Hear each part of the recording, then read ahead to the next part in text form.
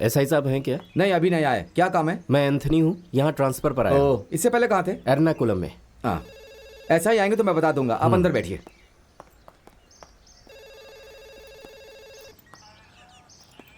Hello, राजा कदई police station. ऐसा ही नहीं है सर, बाहर किसी मीटिंग में गए हैं सर। आ जाने के बाद बताता हूँ।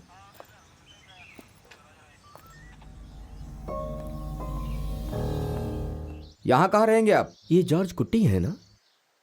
हाँ, वही है। दिखने में तो सीधे साधे लगते हैं, पर इनके खिलाफ केस का क्या हुआ? सीधा साधा, सच कितने लोग जानते हैं? पता चला तो उसे मार देंगे।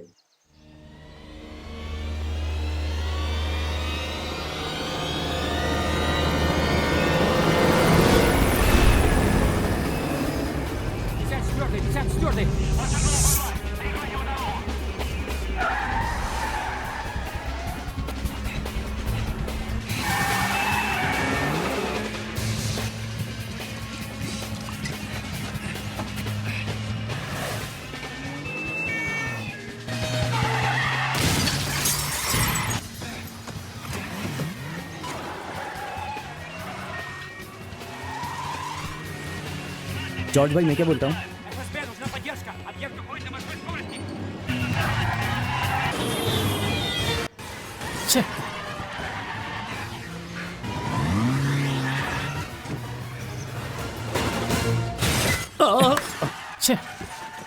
ये तो एक चेज है ना?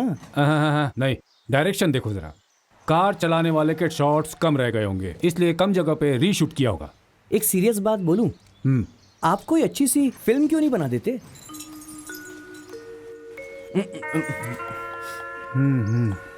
तुम जिस काम से गए थे वो हो गया? हाँ, कुछ लोगों ने पैसे दिए।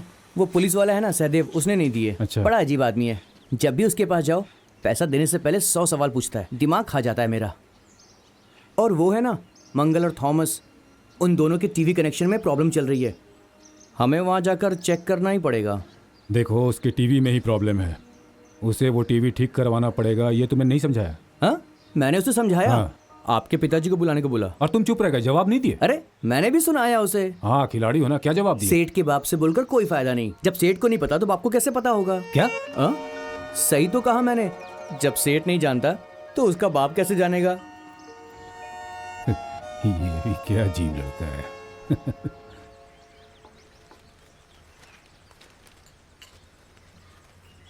रघु, अरे रघु, कहाँ चला गया ये?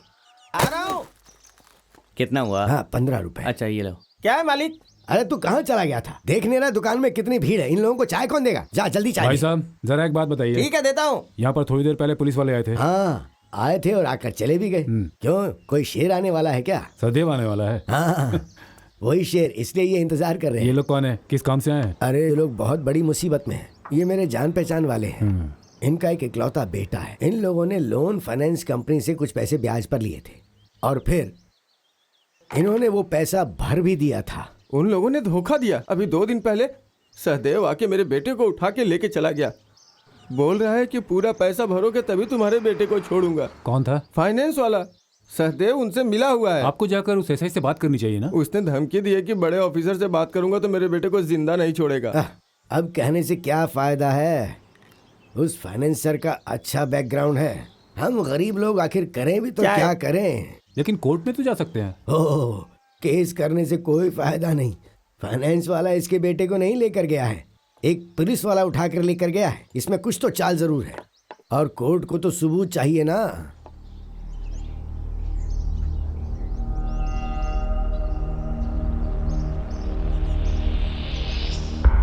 अगर हमने एबीएस को बता दिया तो हम हासिल कर सकते हैं, ऐसी मेरी सोच है। पर कैसे?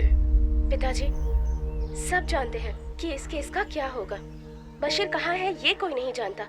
उसे जेल से भगाने में सर का हाथ है, इस बात का मुझे पक्का यकीन है। ऐसा कैसे हो सकता है? एक रास्ता तो है। थोडुपुज़ा में एक एडवोकेट सुकुमार रहते हैं। हाँ। उनका एक जूनियर है मैथ्यू, आप उनसे जाकर मिलिए। हाँ। मेरी पहचान वाला है वो। आपके साथ जो कुछ भी हुआ है वो जाकर उसे बताइए, मैं भी उनसे बात करता हूँ। जॉर्ज भाई, केस करने से क्या फायदा? ये कोई साधारण केस नहीं है भाई साहब, हेबियस कॉर्पस है ये। मान लीजिए कोई लड़की किसी लड़के के साथ भाग जाती है तो उसके माता पिता उसको वापस लाने के लिए जो केस करते हैं उसी तरह का केस है ये। हाँ? मतलब इसके बेटे को कहीं छुपाया गया है और इस अन्याय के खिलाफ अगर इन्हें आवाज उठानी है तो इन्हें हेबियस कॉर्पस के थ्रू ही जाना होगा। जब ये केस दायर हो जाएगा तो पुलिस को किसी भी हालत में उस लड़के को कोर्ट के सामने लाकर हाजिर करना होगा। ऐसे समय पर वहां पर किसी की नहीं चलेगी और पुलिस को किसी भी हालत में उन्हें जवाब देना ही होगा। ये तो हम नहीं जानते। मेरा तो बस यही सोचना है कि केस करके कोई फायदा नहीं होगा। आप लोग इस केस को सीधे एडवोकेट सुकुमार को सौंप दीजिए और जब वो हेबियस कॉर्पस के जरिए कोर्ट में अपनी अपील दर्ज करवाएगा तो उसे छूटना ही छूटना है। तो देखो, अब तुम्हें ज्यादा सोचने की जरूरत नहीं है। सुनिए, सहदेव सर आ रहे हैं।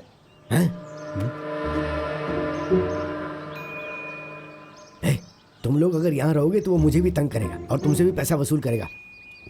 जाओ अंदर जाकर छुप जाओ, जल्दी जल्दी जाओ। चलो।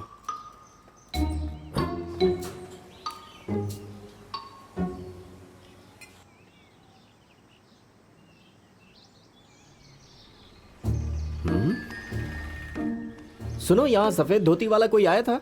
नहीं तो। नहीं, फिर कहाँ गया होगा वो? ए रघु, आज के स्पेशल क्या है? आज कुछ भी स्पेशल नहीं है, जो रहता है वही है। ओह ठीक है, मसाला डोसा लेकर आना। हमेशा यहाँ इडली डोसा ही मिलता है। अरे कभी कुछ स्पेशल भी बनाया करो ना। अब क्या बताऊं साहब, स्पेशल आइटम बनाने के लिए पैसा चाहिए ना। हाँ वो तो चाहिए।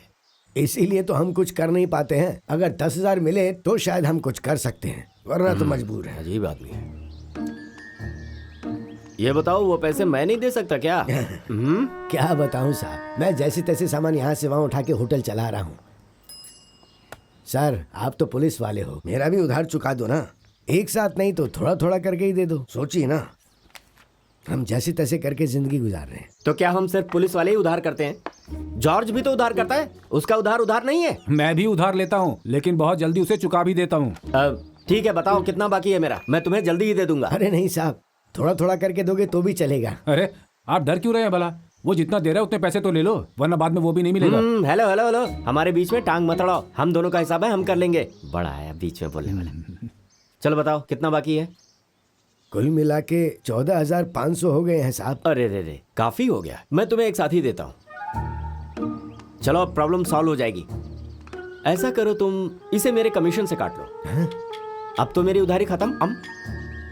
कैसा कमीशन साहब? कैसा कमीशन?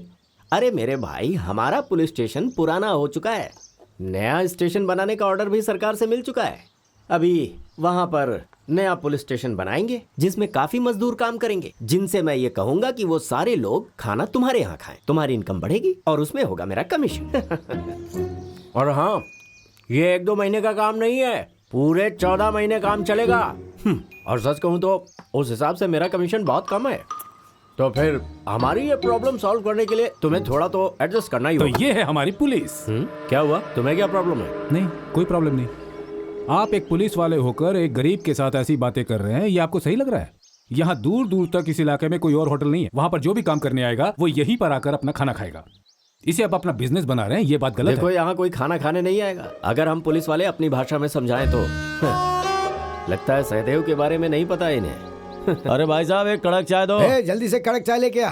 हाँ जॉर्ज कुटी, कोई खास बात? कुछ खास नहीं सर, हम तो बस ऐसी जिंदगी बिता रहे हैं। सर सुना है यहाँ नया पुलिस स्टेशन बनने वाला है। हाँ, भाई साहब की कमाई होगी। लेकिन बिजनेस शुरू करने से पहले ही कमीशन ले लिया। कमीशन किसने ले लिया?